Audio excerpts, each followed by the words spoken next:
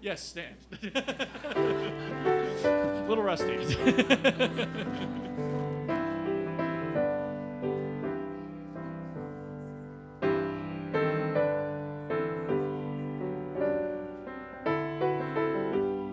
Love will guide us.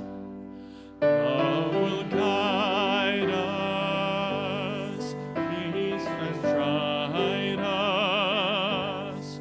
Hope inside us will lead the way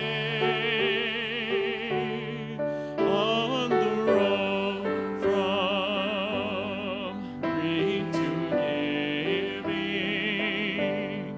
Love will guide us through the hard night.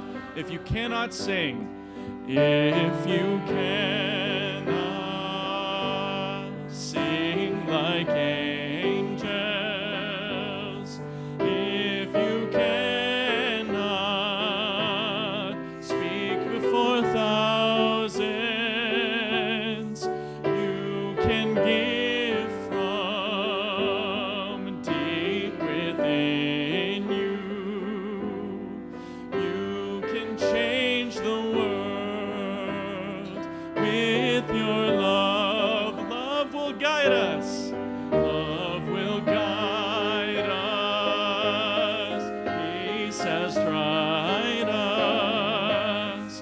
Hope inside us will lead the way. Will lead the way on the road from greed to giving. Love will guide us through the hard night.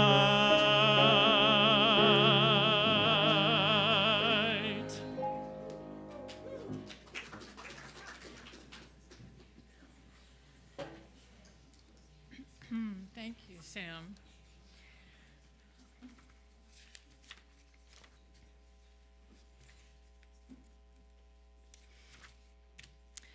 Welcome to the Unitarian Universalist Church of Boulder. My name is Diana Maiden, and I serve as your worship leader for today's service. I'm so pleased to be with you this Sunday. One thing I love about this congregation is that even as we value our long history as a denomination, we are open to reevaluating our beliefs, attitudes, and actions in light of a fuller understanding of our core principles of the worth and dignity of every human being. If you are online, please fill out the visitor form in the link in the description. We would love to connect with you. Part of our mission is to connect bravely, and we're glad that you're sharing part of your Sunday here all together. Many of us were once too seeking for something larger than ourselves to which we could belong, a sense of rootedness to hold us as we create meaning together.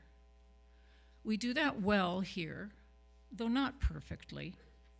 In this congregation, we strive not for perfection, but for authenticity and connection. Whether it's your first time in worship with us or your 100th time, we hope that you'll find here questions that stretch you, people that befriend you, and liberal religious values that challenge you to join in loving boldly, living justly, and welcoming radically. The chalice is our symbol of our liberal faith. It's the warmth of compassion, the fire of justice, a lamp on the spiritual path. As we light the chalice this morning, we'll say the words of our long-time covenant, they're now up there, which speaks to what we gather to do together. To covenant is to commit, that even as we fall short of our aspirations, we will not let go of them. In that spirit, gathered in person and online, will you all gather and speak our covenant aloud? We gather in fellowship,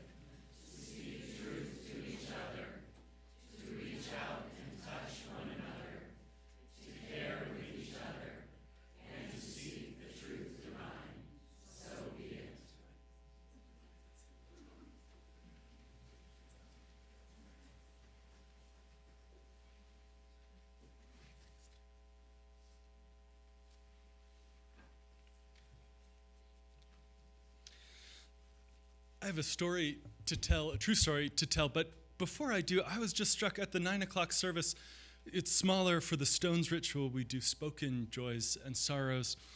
And one person came up and shared that they, with their small human in the house, were struggling to get out the door on time and had this moment of not knowing, should I leave and go to church even though I'm going to be late, or should I not do it because I'm going to be late?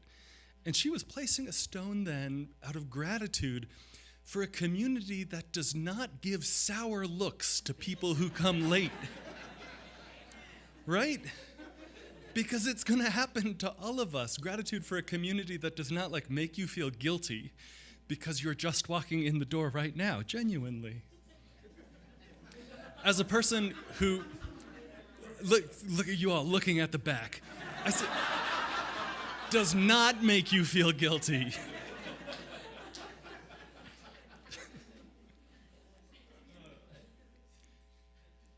Frances Ellen Watkins Harper, this is a drawing of her up on the screen right now. She was born 200 years ago, 1825, a black person born to free parents in the slave state of Maryland. She wasn't a slave, but slavery was still legal in her home state. By 3 years old, both of her parents had died. She went to live with relatives and went to school to an academy that her uncle ran for black youth, very unusual at that time. At age 13, so in 8th grade, at the end of 8th grade, Frances had to leave school to go to work. And she went to work for a Quaker family, a religious tradition which, like many Unitarians then, though not all, opposed slavery. The family who she worked for ran a bookstore, and she could read as much as she wanted in her free time. And that was all she wanted to do. There are screenagers today, you know? She was a bookager? That's not a word. She read and read and read, and she wrote and wrote and wrote. She wrote poetry and stories and essays so much that by the time she was 20 years old, she had her first book altogether called Forest Leaves. In 1850, she was 25, Congress passed the Fugitive Slave Act, which allowed slave catchers to kidnap and enslave and sell free black people in states where slavery was legal. And Frances fled, first to Ohio, then Pennsylvania, states which didn't allow slavery. Maryland passed a law saying that any free person of color who entered the state would be arrested and sold into slavery. It was legal, it was allowed, it was lawful, it was not right. Sometimes a thing can be legal and still very much be the wrong thing to do. When she was 29, the Maine Anti-Slavery Society, that is the state of Maine Anti-Slavery Society, hired her to travel all over the Northeast making speeches. She became one of the most famous speakers and authors of her time, and all kinds of people came to hear her speak, and she made a point not to charge admission for black people who were coming. And through all this, she kept on writing poetry books, much of it against slavery. She became one of the first black women to earn a living through her use of words. She was the first black woman to publish a short story in this country. And she lived modestly. She donated most of her income helping her uncle's work with the Underground Railroad. After the Civil War, after the end of slavery, she spoke for women's rights, for legal and civil rights for black people. She wrote poems and essays about the experience of newly freed people, struggling to make their way despite all the damage done. And in 1870, she joined the Unitarian Church in Philadelphia and found a community there where white and black people came together even then, sharing her passion for justice. Frances was at home in two different worlds at the same time. Although she was used to working with white people, she also kept her connection to the black community in Philadelphia. She maintained her membership in the African Methodist Episcopal Church, where she taught Sunday school. Some of you also are here and have another church or tradition that you practice too. She wrote 3 novels specifically for black people, highlighting family connections, talking about the choices that they needed to make around racial identity. She pushed for education, for voting rights. During her long life, Frances Ellen Watkins Harper offered her voice and her words and her work and her money and her time to the effort of making justice for other people. She used her voice and her privilege as a free black woman to shine a light on injustice, to lift up the experience of others so that they might see it clearly, so that the white folks who could go through their lives not knowing what the actual experience of black people was at that time, so that they would see it, and once having seen it, would work for justice too. She could, that is, imagine what was possible. She could imagine this world that she was working for, and then she could steadily move towards it. For that, we honor her memory and her place among our UU ancestors, the people not related to us by blood, maybe, but the people out of whose lives and whose values we shape ourselves. Friends, let's join in singing, and in a moment, Irene will lead the kids as we sing together off to class.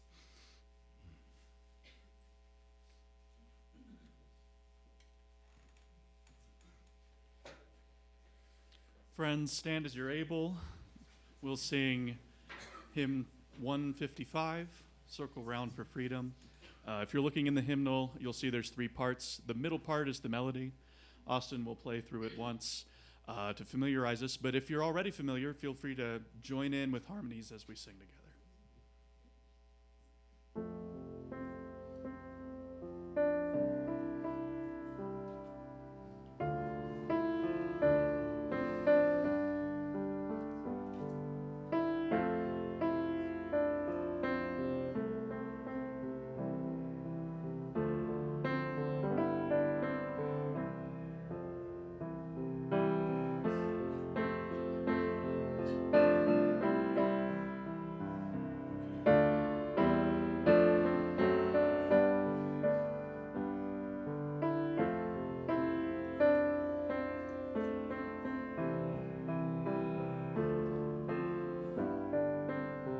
Join in singing.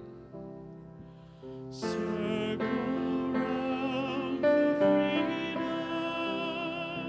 circle round for peace, for all of us imprisoned, circle for release, circle for the circle for each soul, for the children of our children. Keep the circle whole. One more time. Circle round for freedom, circle round for peace, for all of us imprisoned, circle for release, circle for the planet, circle for each soul.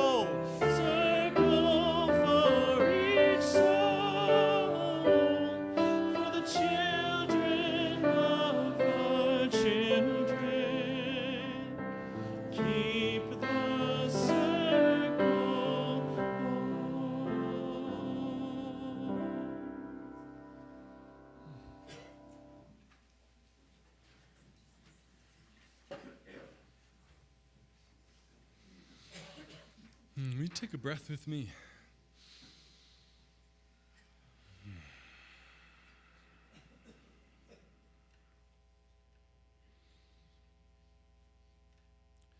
I struggle often with sitting meditation, that silent, quieting meditation, because my mind, that what the Buddhists sometimes call the monkey mind, just chatters away. As soon as given like a quiet moment, it has so many things, mostly inconsequential, to say about everything. That's okay. What's been challenging sometimes in that is my own attitude or orientation towards that monkey mind. The part of me that gets frustrated or annoyed or upset, the part of me that is judging myself constantly, saying, David, you're doing this wrong. You're doing this wrong. You know you're doing this wrong, right? Your mind is supposed to be still. What's been helpful for me, more so than just sort of the generic encouragement to return to the breath, is more specifically to return to counting my breaths. That steady counting is a thing that can keep that chattery part of my brain occupied while I'm looking, while I'm finding the space to slow my body down. And as our practice today, I want to invite you to do the same, and we'll take a little longer maybe than we usually do in quiet meditation, and we'll do this. Breathe in for 4, a count of 4, and breathe out for a count of 7. Now that can be at whatever pace your body needs. It's okay if that needs to be quicker. The important thing is that the exhale is a bunch longer than the inhale. Let's try that all together for a minute or two.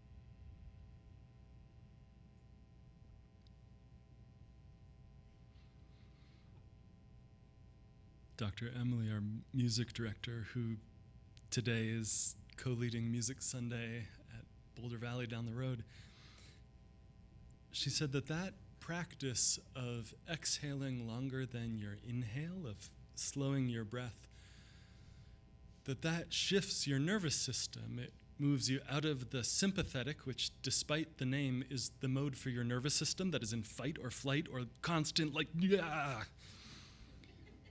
That's a scientific term.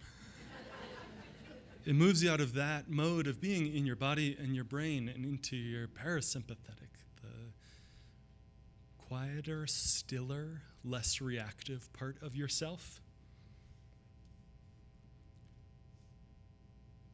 Whatever the physiology of that is, I know that I can feel it sometimes when I do that breath practice.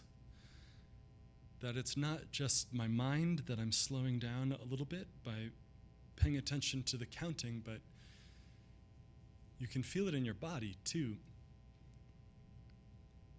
Someone told me years ago that it's real hard to think your way into a different way of acting.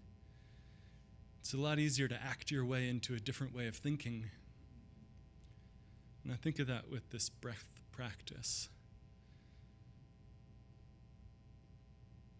When you feel anxious or jittery, it's easy to think in your mind, oh, I should calm down. A thought which does roughly no help whatsoever. But maybe there's an opportunity to act your way in the breath into a different kind of thinking in those moments. When we say that our mission is in part to always love, it means that we actively seek connection, compassion, understanding across the usual borders and boundaries that separate us. Each week in the service, we take this time to come forward, to take a stone symbolizing your joys, your sorrows, both of them, all of them, and to place them into the earth. And when we do that, on the one hand, it's this private and personal act. It's you who know what that stone is for you, what those griefs and joys and hopes and fears are. And it's a community act. What we make is a whole, this miniature landscape of our individual inner lives, unique and united.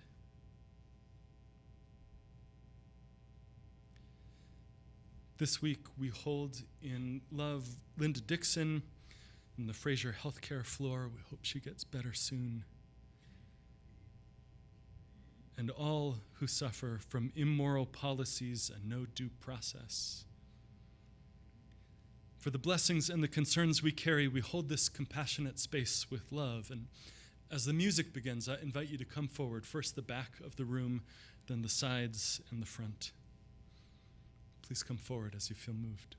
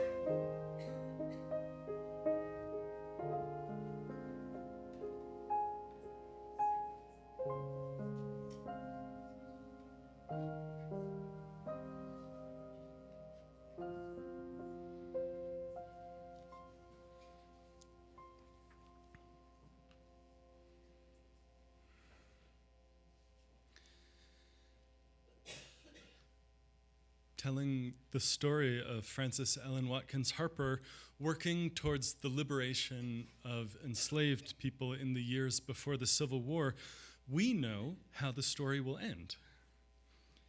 We know in her story that when Congress passes the Fugitive Slave Act in 1850, 10 years before Civil War, 20 years before the 15th Amendment guaranteed the right to vote to all people born here, we know how the story is going to end.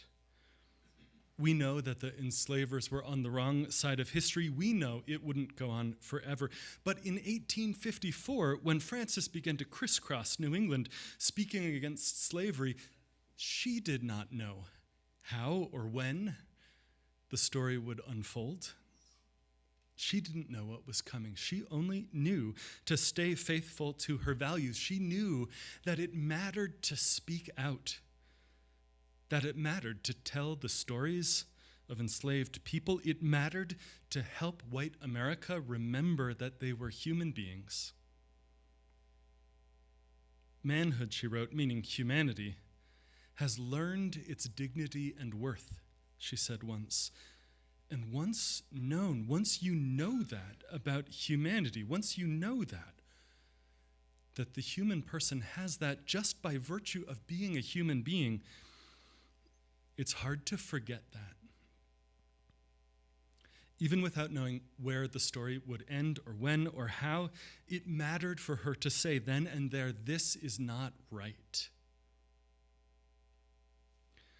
Her gravestone gives her names and dates: Harper, Frances Ellen Watkins, September 24th, 1825 to February 20th, 1911, novelist, poet, abolitionist, Unitarian.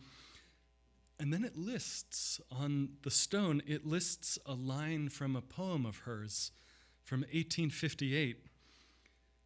The stanza reads like this. It says, "I ask no monument, proud and high, to arrest the gaze of passers-by. All that my yearning spirit craves is bury me not in a land of slaves." Those same words are on the wall of the contemplative court at the National Museum of African American History and Culture. There's a photo of one angle of it up on the screen here. I haven't been there. Some of you have. But one person who visited writes that it's a gorgeous room, the space with these caramel bronze walls of glass with a core of luminous mesh. There's a balance between opacity and translucency, and it looks as if light is shining inside them.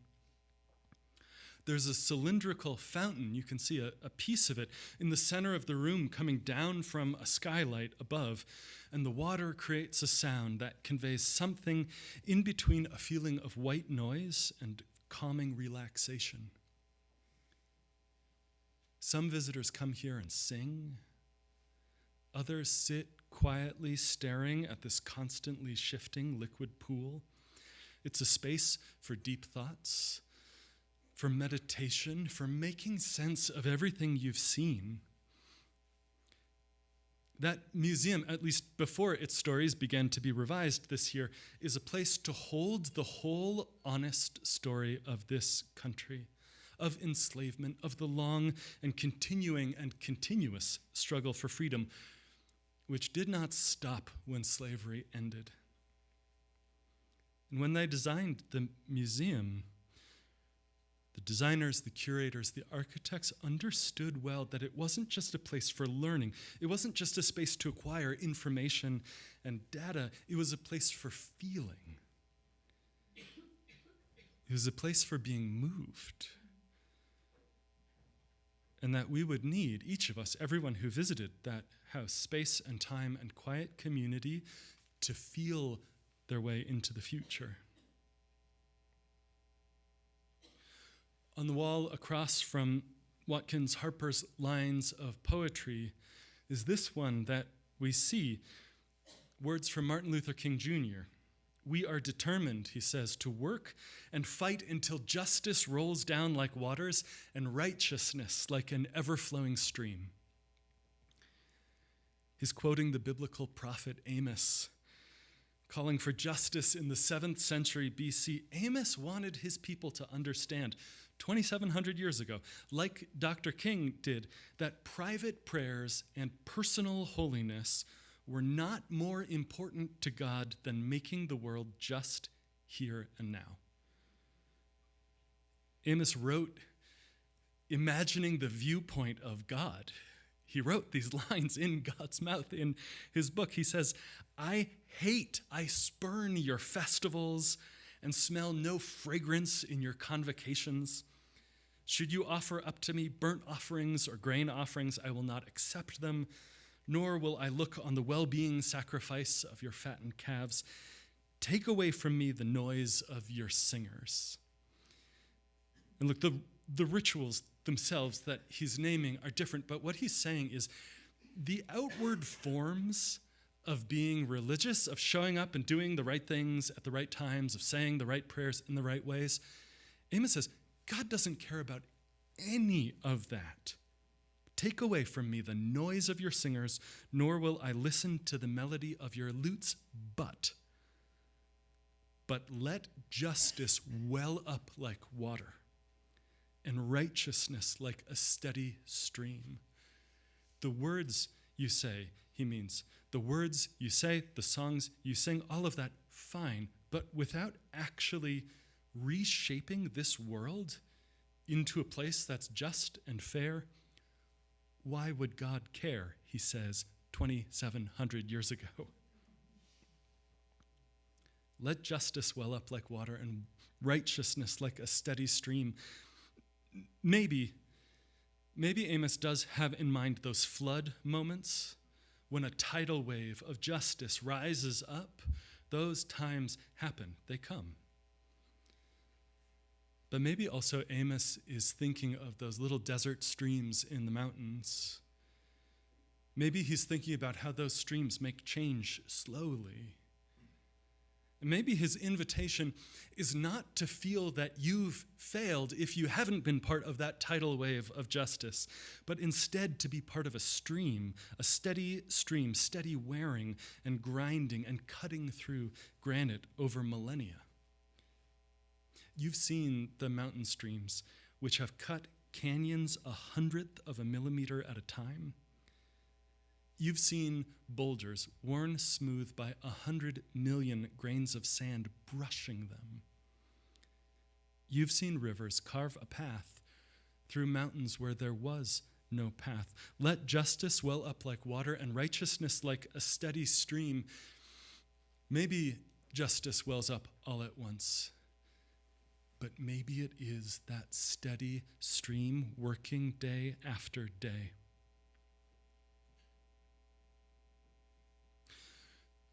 When we tell the story of Frances Ellen Watkins Harper in the years before the Civil War, it's such a neat story. It's got a beginning and a middle and an end that pays off the beginning. Born free in a slave state, committed passionately to the anti-slavery cause, 1865 and freedom. Great. Done, right? It's neat. That's a movie right there. Roll credits. But the story doesn't ever end. It doesn't end. She was 40 years old in 1865 and would spend the next 40 years of her life fighting no less steadily, working no less steadily. During Reconstruction, she was an activist for civil rights and women's rights and education. She said all of those things go together. All of them go together. And she watched as Elizabeth Cady Stanton and Susan B. Anthony, champions of women's suffrage, condemned the 15th Amendment, giving black men the right to vote, in overtly racist tones. Stanton and Susan B. Anthony said, why should lesser black men be given the right to vote before superior white women? Frances had already answered that question. In May of 1866, she delivered an address to the National Women's Rights Convention in New York, saying before thousands, justice is not fulfilled so long as women are unequal before the law, and We are all bound together. We, she said to a room of men and women of many races, we are all bound together in one great bundle of humanity. And society cannot trample on the weakest and feeblest of its members without receiving the curse on its own soul. We're all bound together. Everyone counts. Everyone matters. Everyone is possessed of an inherent worth and dignity. And once that's felt, once you've seen that, it can be avoided, but you don't unsee that. The humanity of a person doesn't get partitioned off into narrow categories or hierarchies of importance. Every part of a person counts and matters. America, Dr. King would write a century later, America is basically a dream yet unfulfilled. It is a dream of a nation founded on certain basic principles. And the substance, he says, the substance of that dream is found in these sublime words. Namely, we hold these truths to be self-evident, that all men, all people are created equal, that they are endowed by their Creator with certain inalienable rights. Among these are life, liberty, and the pursuit of happiness. It says, Dr. King continued, in such a profound eloquence and unequivocal language, the dignity and the worth of the human person, period. The American dream reminds us every one of us is heir to the legacy of dignity. This is a great dream, a dream as of yet unfulfilled.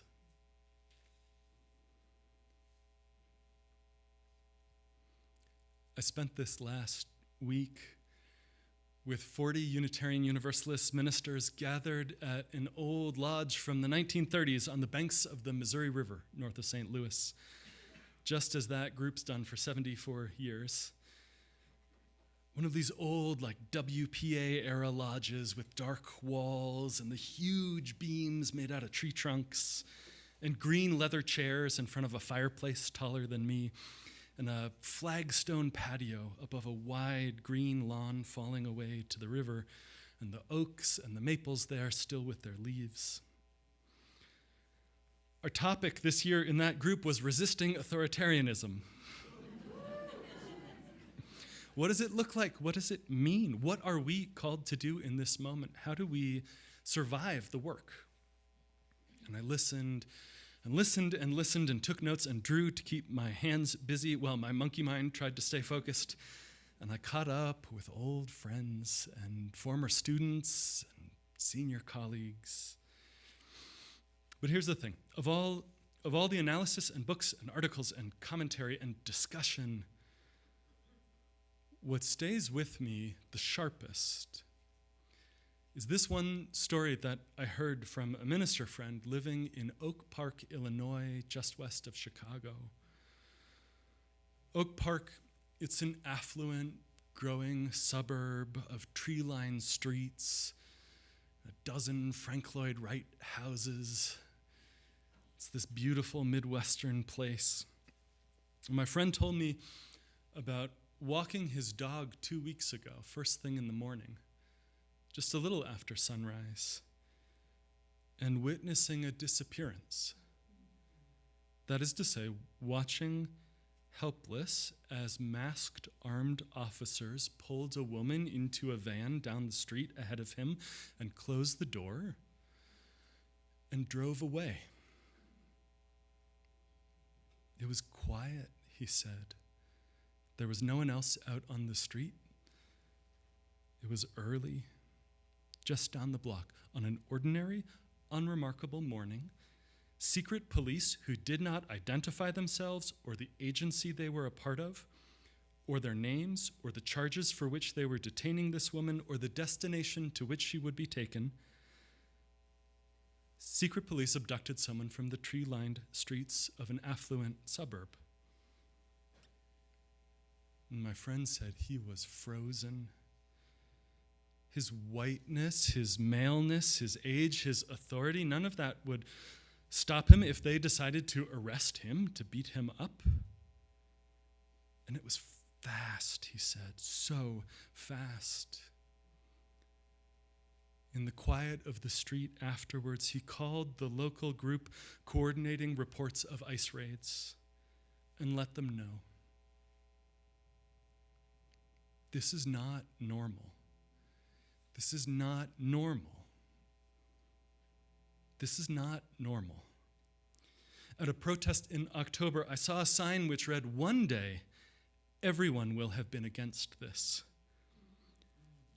This is not normal. It may be legal, but it is not right. We are bound up together in one great bundle of humanity. And society cannot trample on the weakest of its members without receiving the curse in its own soul.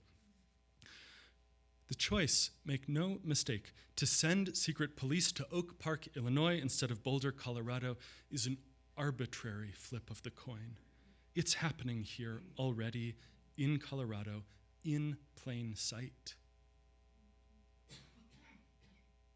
The political theorist Hannah Arendt, born in Germany in 1906, wrote this of the rising tide of repression of totalitarianism in her country in the 20s and 30s.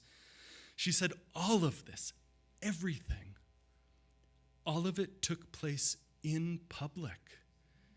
There was nothing secret or mysterious about it. And still, it was by no means visible to all.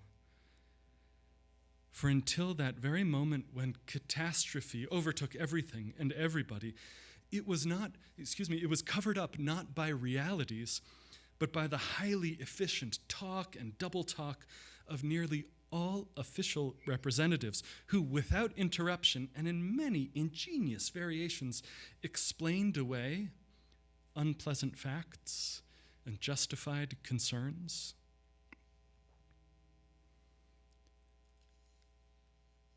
America is essentially a dream unfulfilled. And we tell and retell the stories of our ancestors who worked for liberation in the past because we do not know how and when our story will end. Frances Ellen Watkins Harper did not know what the outcome would be, but she knew that it mattered nonetheless to be that steady stream cutting a channel, cutting a way where there was no way, finding a path forward towards the future, towards the realization of that dream, following it, despite everything that happened around her. Let justice well up like water, and righteousness like a steady stream. We do that steady work, and justice will well up. The poet Seamus Heaney writes this. He says, human beings suffer. Human beings suffer. They torture one another. They get hurt and get hard. No poem or play or song can fully right a wrong inflicted and endured.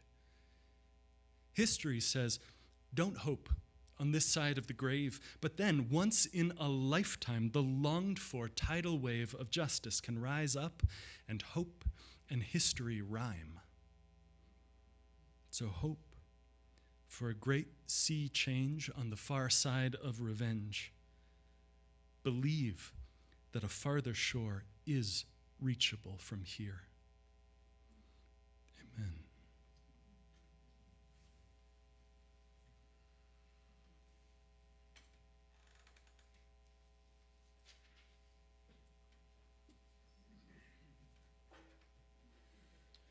Please stand as you are able. This next hymn is a setting of the famous theme from the piece Finlandia. That was composed from the Finnish composer Jean Sibelius. He wrote this piece in equal parts out of patriotism, but also as a protest of and resistance to Russian rule at the time. And I think it's incredibly poignant that we sing through this hymn something that juxtaposes national pride with resistance to authoritarianism. all the while directly calling, radically calling for unity. So let's express ourselves through that confluence of elements, through that tension, through that hope as we sing together.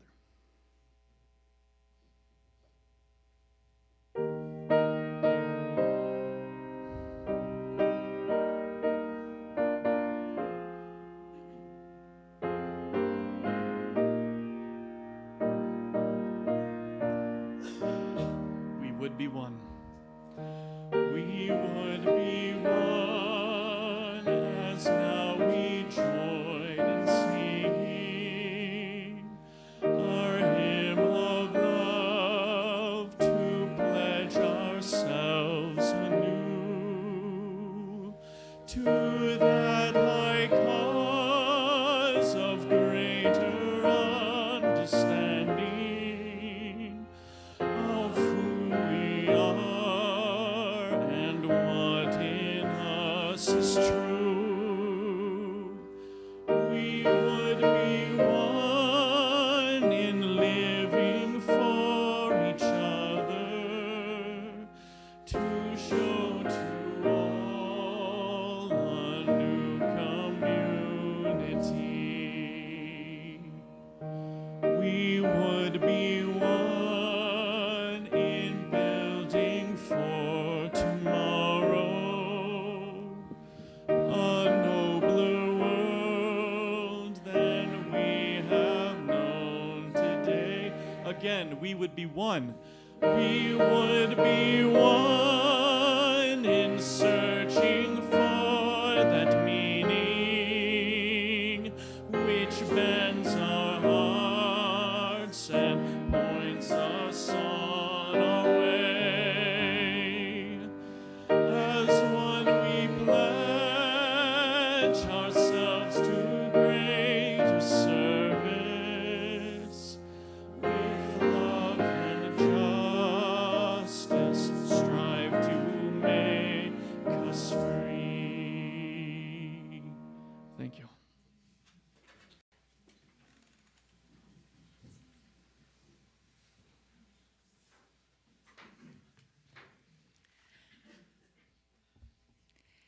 Each week, we split our collection with a local nonprofit working in our larger community. Our Share Our Plate partner for the month of November is BASIC, the Boulder Area Sanctuary and Immigration Coalition. Fred Cole is here this morning to introduce this partnership. Fred?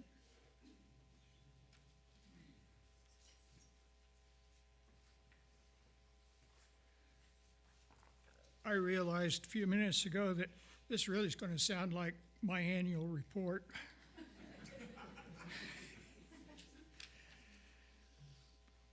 As some of you may know, BASIC is the multifunctional or multi-faith coalition which grew out of UUCB's Sanctuary Now effort that began in the summer of 2017. It is currently composed of 6 Boulder area faith communities and is a registered 501c3 charity. Barbara Mulfazy and I are UUCB's representatives on the BASIC Executive Committee. BASIC's mission is to provide support and understanding for immigrant individuals, regardless of their legal status, and the communities for whom any of BASIC's members have become involved. Primarily, this is in the form of financial assistance, like one-time rentals and or grocery cards. We do have a policy that BASIC will not provide direct legal assistance, as that would rapidly drain our resources. For example, this past summer we replaced the tools, including a rechargeable leaf blower, for a landscaper who had had his tools stolen. Certainly much of our current concern remains with Ingrid, her safety and the safety of her family. And I can tell you that she is also very worried and is being very careful. She is receiving legal advice, and Representative Joe Neguse is pursuing a private bill in the House of Representatives. But that's a slow roll. I'm not at liberty to discuss the details of her situation, so please don't ask. We also maintain an active membership with the Colorado Immigrant Rights Coalition, that's CIRC, and we maintain vital relationships with several other allied organizations. These include El Comité in Longmont, the Casa La Paz, the Colorado Rapid Response Network, CORN, and that's the equivalent of the group that David referred to a few minutes ago in the Chicago area. And the Interfaith Immigration Network, or INN. This latter group is sponsored by the Denver Presbytery and is particularly involved in providing support for families with a detained or deported family member. And there are several of those in our community also. We've underwritten the costs for a press run of Know Your Rights cards, which are being distributed within Colorado's immigrant communities. There are some of them on the counter by the office if you want to get one for yourself. At the request of the chaplain at the GEO ICE Detention Center, did you know there was a chaplain there? I didn't until this. We have provided 60 Spanish language Bibles and are in process of obtaining copies of the Bhagavad Gita and the Mahabharata. These are in Hindi and Punjabi. Also, we're searching now for Korans in both French and Russian. The Venezuelan family who is staying at the Mennonite Church have received asylum and their work permits and has moved to their own apartment. And they leave behind a nice community garden over at the Mennonite Church. So I guess that's my basic report. Thanks for your attention.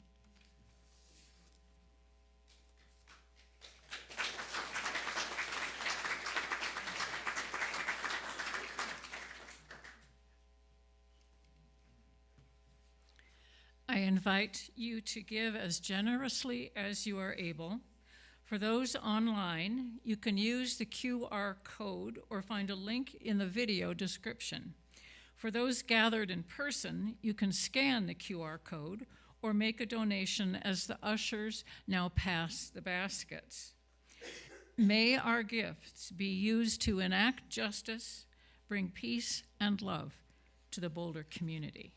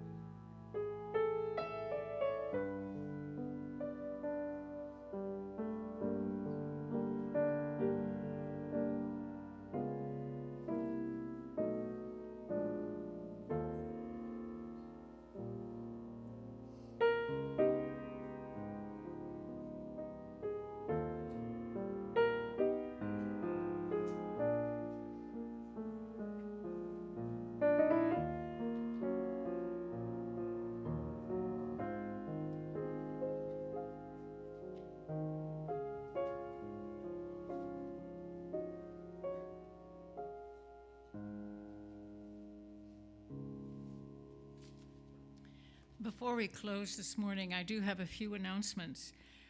The Young Adults Monthly Potluck, which was previously scheduled for the 24th of this month, has been changed to Monday, November 17th, and that's tomorrow. It will be held at Katie Harris's home from 6:30 to 8:30.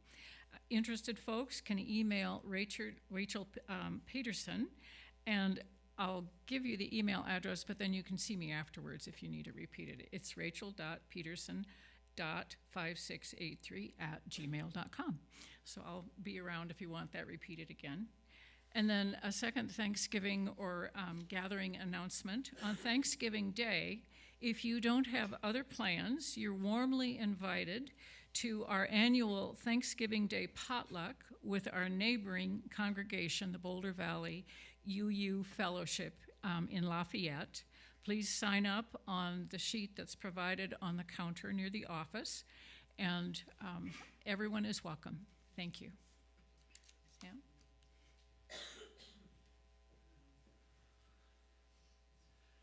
Everyone, let's join hands, hearts, and voices as we sing From This House unaccompanied. From this house to the world, we will go hand in hand. From this house to the world, we will go hand in hand. From this house to the world, we will go hand in hand. From this house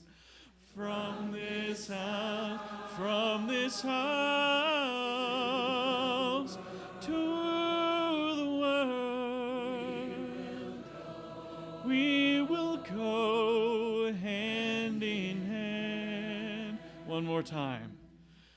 From this house